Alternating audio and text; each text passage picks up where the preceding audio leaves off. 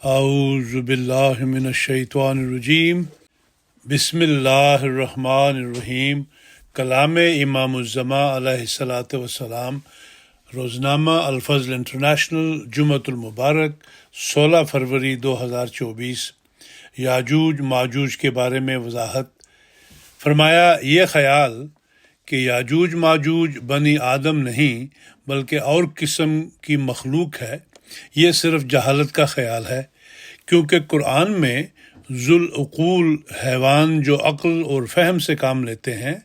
اور مورد ثواب یا عذاب ہو سکتے ہیں، وہ دو ہی قسم کے بیان ہوئے ہیں۔ نمبر ایک نوع انسان جو حضرت آدم کی اولاد ہیں۔ نمبر دوسرے وہ جو جنات ہیں۔ انسانوں کے گروہ کا نام معشر الانس رکھا ہے اور جنات کے گروہ کا نام معشر الجن رکھا ہے۔ پس اگر یاجوج ماجوج، جن کے لیے مسیح موعود کے زمانہ میں عذاب کا وعدہ ہے، معشر الانس میں داخل ہیں، یعنی انسان ہیں، تو خواہ خواہ ایک عجیب پیدائش ان کی طرف منسوب کرنا کہ ان کے کان اس قدر لمبے ہوں گے اور ہاتھ اس قدر لمبے ہوں گے اور اس کثرت سے وہ بچے دیں گے، ان لوگوں کا کام ہے جن کی عقل محض سطحی اور بچوں کی مانند ہے۔ اگر اس بارے میں کوئی حدیث صحیح ثابت ہو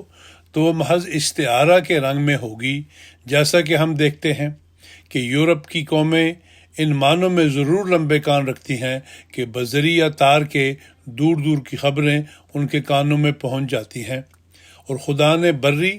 اور بحری لڑائیوں میں ان کے ہاتھ بھی نبرد آزمائی کی وجہ سے اس قدر لمبے بنائے ہیں کہ کسی کو ان کے مقابلہ کی طاقت نہیں۔ پس جب کہ موجودہ واقعات نے دکھلا دیا کہ ان احادیث کے یہ معنی ہیں اور عقل ان معنوں کو نہ صرف قبول کرتی ہے بلکہ ان سے لذت اٹھاتی ہے، تو پھر کیا ضرورت ہے کہ خواہ نخواہ انسانی خلقت سے بڑھ کر ان میں وہ عجیب خلقت فرض کی جائے جو سراسر غیر معقول اور اس قانون قدرت کے برخلاف ہے جو قدیم سے انسانوں کے لیے چلا آتا ہے۔ اور اگر کہو کہ یاجوج ماجوج جنات میں سے ہیں، انسان نہیں ہیں، تو یہ اور حماقت ہے، کیونکہ اگر وہ جنات میں سے ہیں تو سد سکندری ان کو کیوں کر روک سکتی تھی، جس حالت میں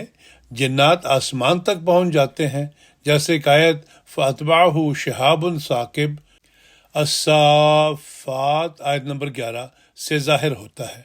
تو کیا وہ سد سکندری کے اوپر چڑھ نہیں سکتے تھے جو آسمان کے قریب چلے جاتے ہیں؟